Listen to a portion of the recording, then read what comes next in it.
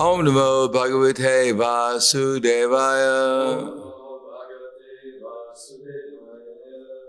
Srimad Bhagavatam, Canto 7, Chapter 10.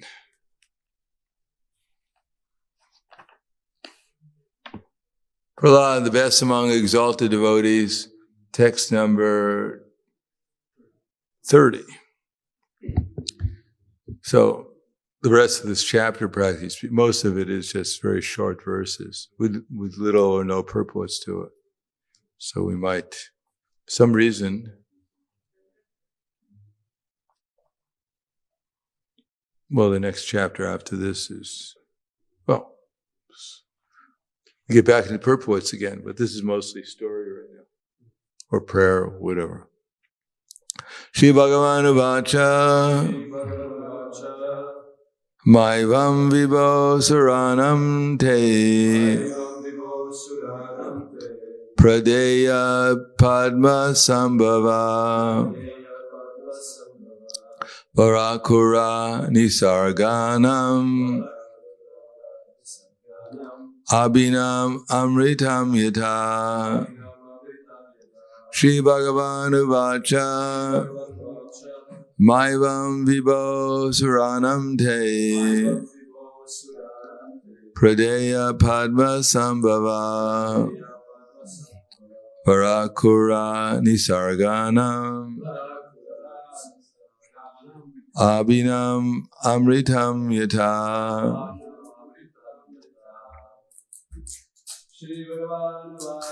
Shri Bhagavanu Vacha Maivam Vibho Suranam Te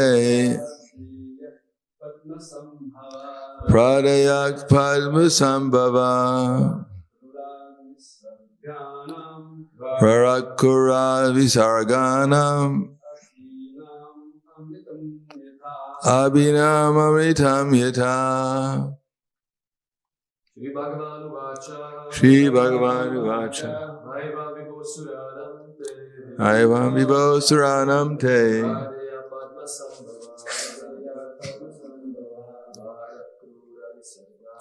Varakura Sarganam Abhinam Amritam Yata. Shri Bhagavanu Vacha Naivam Vibho Varanam Te Pradeyaks Padma Sambhava Varakura Visarganam Ahinam Amritam Yata. Shri Bhagavanu Vacha. Supreme Personality of Godhead replied to Brahma, Ma, do not, Evam, thus, Vibho, O great person, Asuranam, unto the demons, Te, by you, Pradaya, bestow benedictions, Padma Sambhava, O Lord Brahma, born from the lotus flower, Vara, benediction, Kura Nisarganam, persons who are by nature very cruel and jealous, Ahinam, to snakes, Amritam, nectar or milk, Yata, just as. Personality of Godhead replied, my dear Brahma, O great Lord, born from the lotus flower, just as it's dangerous to feed milk to a snake. Anyone ever feed milk to a snake here? It's not very common around here. What's that? Snakes are vegan here. Forbidden. Vegan. Vegan. Oh, God. Even the snakes are misdirected here. So it is dangerous to give benedictions to demons, who are by nature furious and jealous. Ferocious, actually. Ferocious and jealous. I warn you not to give such benedictions to any demon again. Narada Muni continued, O King Yudhisthira, Supreme Personality of Godhead, who is not visible to an ordinary human being, spoke in this way, instructing Lord Brahma. Then, being worshipped by Brahma, the Lord disappeared from that place. Prahlad Maharaj then worshipped and offered prayers to all the demigods, such as Brahma, Shiva, and the Prajapatis, or all parts of the Lord. Thereafter, along with Sukracharya and other great saints, Lord Brahma, whose seat is on the lotus flower, made Prahlad the king of all the demons and giants in the universe. Purport. By the grace of Lord Nrsingadev, Prahlad Maharaj became a greater king than his father, Hiranyakashipu. Prahlad's inauguration was performed by Lord Brahma in the presence of all other saintly persons and demigods. O King Yudhisthira, after all the demigods headed by Lord Brahma were properly worshipped by Prahlad Maharaj, they offered Prahlad their utmost benedictions and then returned to their respective abodes. Thus, the two associates of Lord Vishnu, who had become Hiranyaksha and Hiranyakashipu, the sons of Diti, were both killed. By illusion, they had thought that the Supreme Lord, who is situated in everyone's heart, was their enemy. Purport. The discourse concerning Lord Nrsingadev and Prahlad Maharaj began when Maharaj Yudhisthira asked Narada how Shishupal had merged into the body of Krishna. Shishupal and Dandavakra were the same Hiranyaksha and Hiranyakashipu. Here Narada Muni is relating how in the three different births the associates of Lord Vishnu were killed by Lord Vishnu himself. First there were the demons Hiranyaksha and Hiranyakashipu. Being cursed by the Brahmins, the same two associates took birth again as Kumbhakarna and the 10-headed Ravana. These two Rakshasas were killed by Lord Ramachandra's extraordinary power. That will be in the 9th canto of the Srimad Bhagavatam. Pierced by the arrows of Lord Ramachandra, both Kumbhakarna and Ravana lay on the ground and left their bodies, fully absorbed in thought of the Lord, just as they had in their previous births as Hiranyaksha and Hiranyakashipu. They both took birth again in the human societies Shishupal and Dandavakra and continued in the same enmity toward the Lord. It is they who merged into the body of the Lord in your presence. Vairanu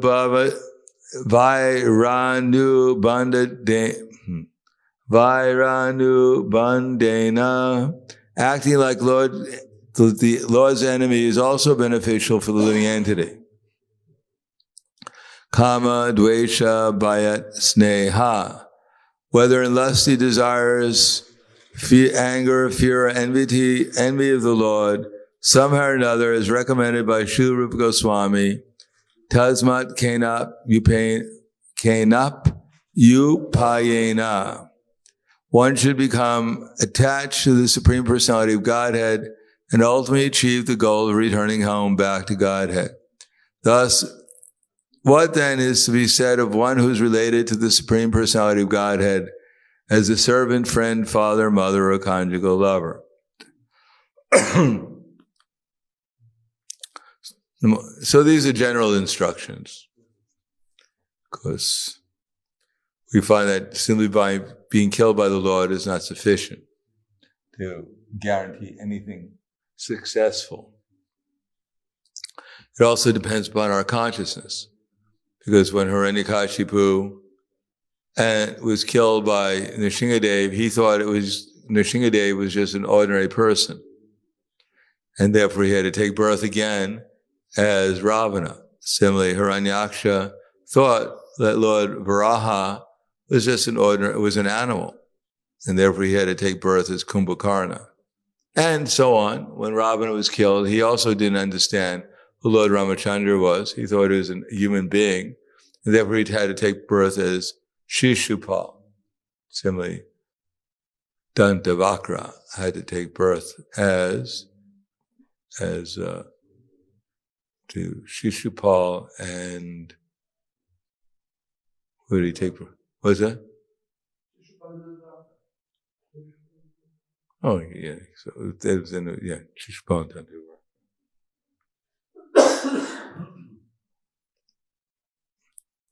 Similarly, it is not really recommended to be an enmity against Krishna, because we find that someone like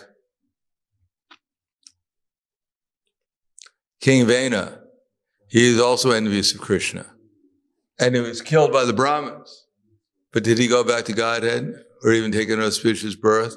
No, he went to hell. So that's not exactly an auspicious place to go to, is hell. So if you're in enmity against God, which practically the entire universe is against Krishna. What to speak against Krishna, they're not only just envious of Krishna, they're envious of anything that moves. Even a little ant in their house, they're envious of the ant. That you're taking up room in my house, in my house. You can't live here in my house. So what to speak of being envious of God, they're envious of being a little ant. Therefore, most people, when they leave their body, being envious of God, envious of all living entities, do not achieve auspicious situations. On the other hand, if that enmity is so intense, as in the case of Kamsa or Hiranyaka or the other demons that are mentioned, Shishupal, Dantavakra, whatever, there was such intense enmity but they had personal association with Krishna. They were actually able to think about Krishna with intensity. Most people don't know anything about Krishna.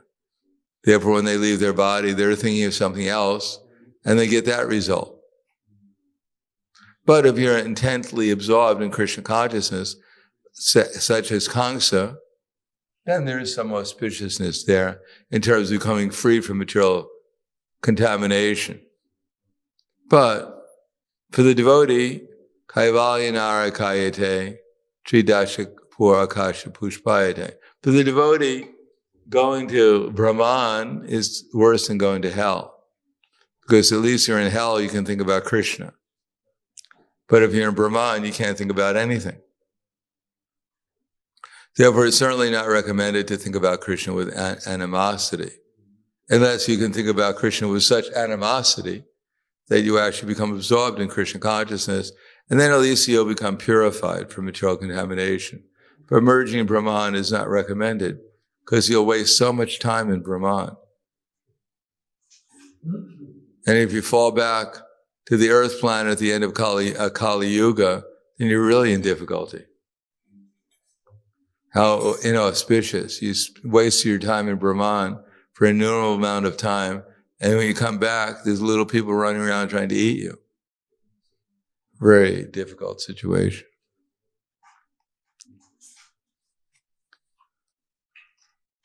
But to demonstrate the potency of thinking about Krishna, therefore there's some glorification of even the demons when they think about Krishna. But the ultimate purpose is not to become a demon and think about Krishna and merge in Brahman.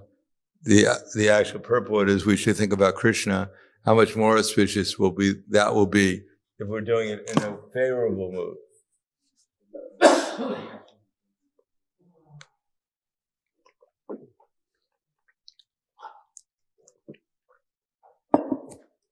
Therefore, for the devotees, for the Dvitsatsu, those who are envious, there's upeksha. We don't associate with demons, with people who are envious of Krishna. Sometimes, for the sake of preaching, if one is a very empowered preacher, then one may associate with demons for the sake of trying to convert them to become devotees. But generally speaking, real demons will never become devotees. Those who are asuras.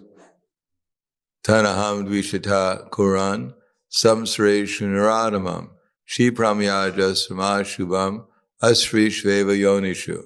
That those who are envious, who are the mischievous, or the lowest among mankind, I perpetually cast them into the demoniac species of life. Asram yonam apanam, muda janmani janmani, mava prapyaiva kontiya tato yantyadamam gitim.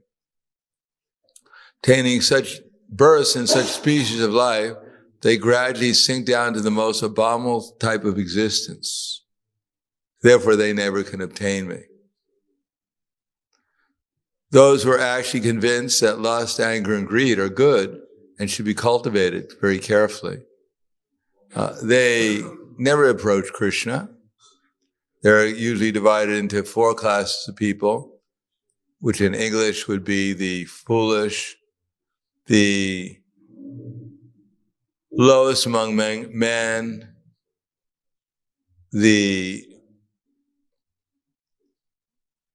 what would the speculators, what did Prabhupada say speculators are? Those who are deceitful. Those who are foolish, the lowest among mankind, the deceitful, and those who are envious. They never approach Krishna because they're absorbed in lust, anger, and greed. They may have elevated themselves through some austerity to come to a higher platform, but ultimately they can't give up their false ego. And because they can't give up their false ego, even if they elevate themselves to Brahman, they'll fall down. What to speak of elevating themselves to a Brahminical standard? Still, even on that standard, if they keep their enviousness against Krishna, they're called Maya Pritigya, Asram Bhavamashrityas, they'll fall down also.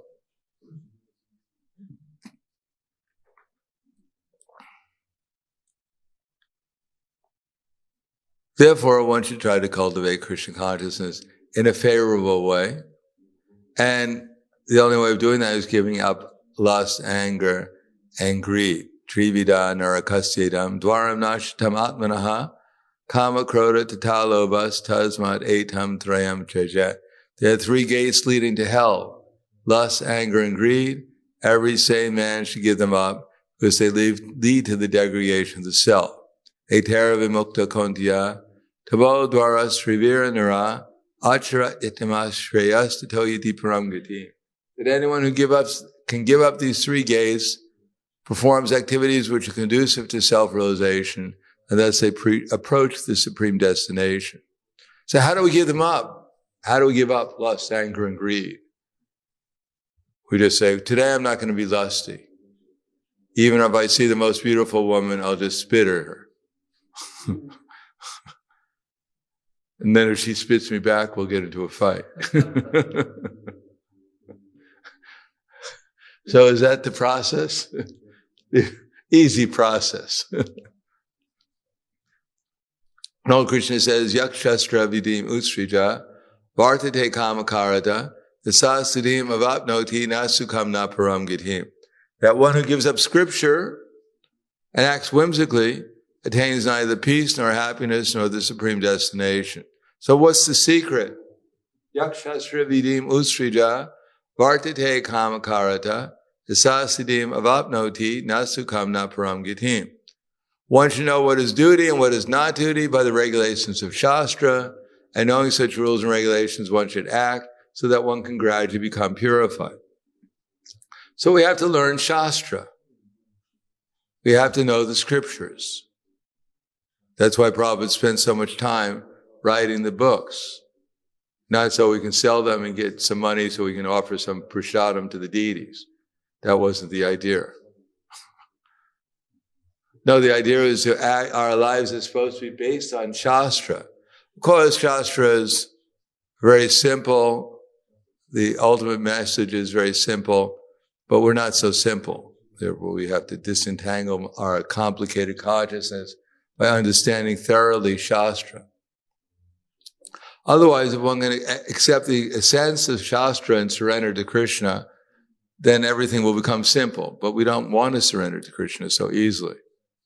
We have to become convinced that there is a Krishna, that he actually is in control of everything, and that it's in my benefit to follow his instructions.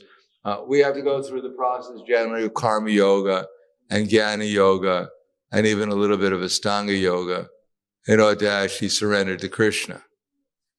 Because we're working subconsciously on the karma and the jnana platform. Because Prabhupada wanted us to be encouraged, so he called us devotees all the time. The question is what we're devoted to. Without becoming actually conscious of Krishna, then it's impossible to be devoted to Krishna. But if we follow Krishna's instructions, then Krishna becomes pleased. As a matter of fact, the more difficult it is to follow Krishna's instructions, and the more we make an effort to do so, the more pleased Krishna becomes. We shouldn't think, oh, Krishna is pleased, and therefore I have a happy, peaceful life.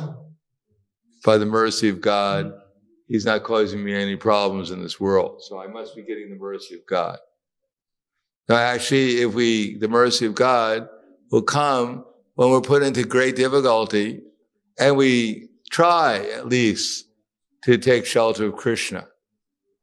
The more difficulty it is, the more we try to take shelter of Krishna, the more Krishna can reciprocate with us. It's not a mechanical process. It's based upon desire. And desire there's different intensities of desire. It's not, yeah, sure, Krishna, I want to go back to God. And then Krishna immediately sends the airplane and says, how long do you want to stay here? 2 weeks. All right, I'll send you back in 2 weeks. No one has to develop the desire to obtain Krishna. And the only way we can do that is give up our desire for the material energy. But we can't give up our desire to material energy if things are going too well here. Why should we want to leave this place we think we're enjoying? Any in their right mind want to leave a place when they think they're enjoying? As I gave the example in Denmark, the prisons are so nice there that the prisoners, they'd rather not leave the place. They have their own room, the prisoners, with their television and their refrigerator and whatever else they want. So one time, a true story, one man, they were having a barbecue because they have regular barbecues in the prison. So they're good barbecues. So all the prisoners were having the barbecue, and one of the prisoners' brother decided he'd free his brother from the prison. So he flew in a helicopter into the prison. He tried to get his brother on the helicopter so they could fly out. The brother refused. He said, they were having the barbecue. You came at the wrong time. I'm not leaving. Wait a couple of hours. When the barbecue's done, maybe I'll hop on, but not now. So if one is thinking, I'm enjoying, well, one will stop enjoying. Therefore, it's practically impossible for the demigods to make any spiritual advancement. Because they're actually, compared to us, relatively, they are enjoying long duration of life, senses that can enjoy sense gratification hundreds and thousands of times more than we can. So they don't want to leave the material world. They want to stay here. Maybe some sages in the heavenly planets are doing some austerity to elevate themselves further, but that's not very common either. Therefore, a little problem here is a good thing. And a lot of problem, if we can take shelter of Krishna, that's even better. But a lot of problems generally means that we give up Krishna. We go home to mommy. Mommy, help me. They've done studies where they have the pilots, when the plane is about to crash, they have this black box that records everything. And they find out what is the last words of the pilots before the airplane crashes. And many times the pilots are calling out, Mommy!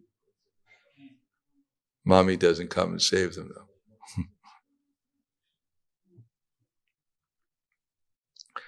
Therefore, a little problems and taking shelter of Krishna goes a long way. Without problems, it's very, very difficult to advance in Krishna consciousness. But luckily in Kali Yuga, we don't have to pray for problems like Queen Kunti did. Every day is simply a problem. They come one after another. And if you don't think you're having problems, just wait around.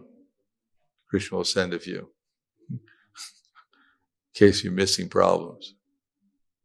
But the idea is, if we hear and chant about Krishna, and we understand that Krishna is the only shelter, and we can find out how to take shelter of Krishna through Guru, Sadhu, and Shastra, then we may take advantage of this miserable condition in Kali Yuga.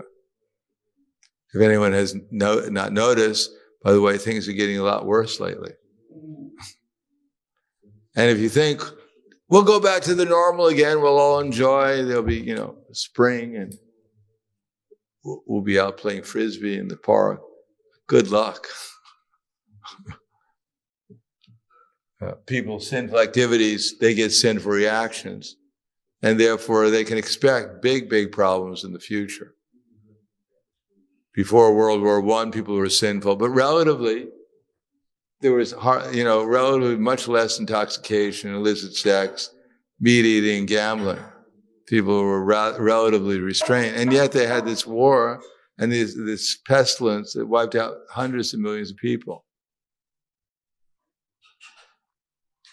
And then World War II came along because people became even more sinful. And therefore there was an even bigger reaction in World War II. And that reaction has been going on since World War II. There's one war everywhere in the world, there's practically some war going on. So do we think that this Western world, America, Europe, Australia, New Zealand, which are more or less the propagating sinful activities around the world, propagating violence, that we're going to be exempt from this? World War II didn't exempt the Europeans and the Americans, nor did World War I. And why, if we became more sinful, now we're going to get a free pass? Forget it. We're just beginning to see what's happening. But for the devotees, they can take advantage of it, because when people are in distress, then there's much more likely they'll take shelter of Krishna. Otherwise, if they think they're enjoying, that civilization is progressing, they're going to get cars that float in the air, that drive themselves. They're going to get, connected to the internet. You can go to sleep at night and just watch whatever movie you want in your dreams. You'll have an implant. You just go to the nearest computer and you download for the night 50 movies you want to watch in your dream. Good luck. It's not the way things are going to go. Anyhow, thank you. Any questions?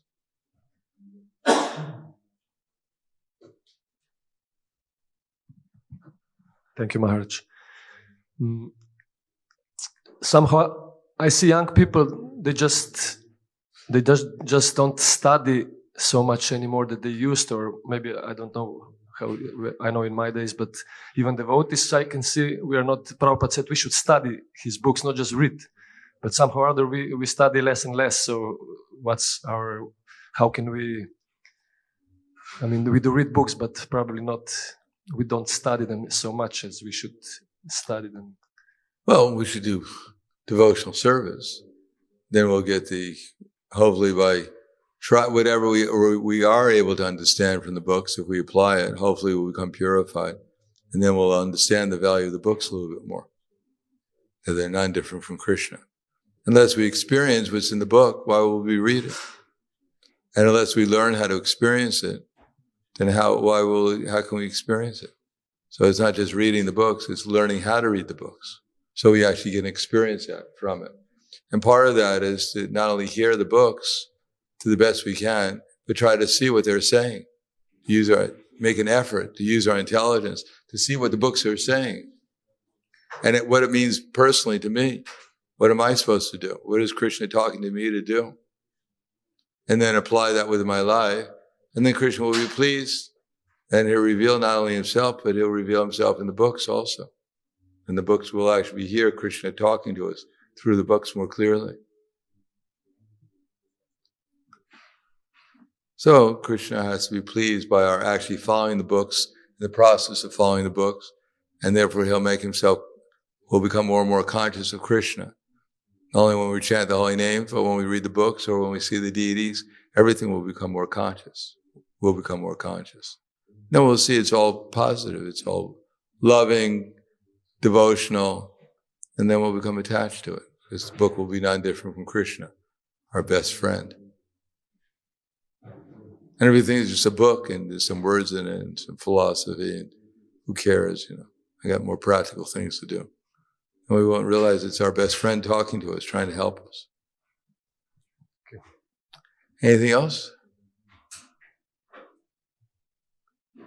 Okay, Grantaraj Srimad Bhagavatam ki jai, Srila Prabhupada ki jai, Gaur Premanande.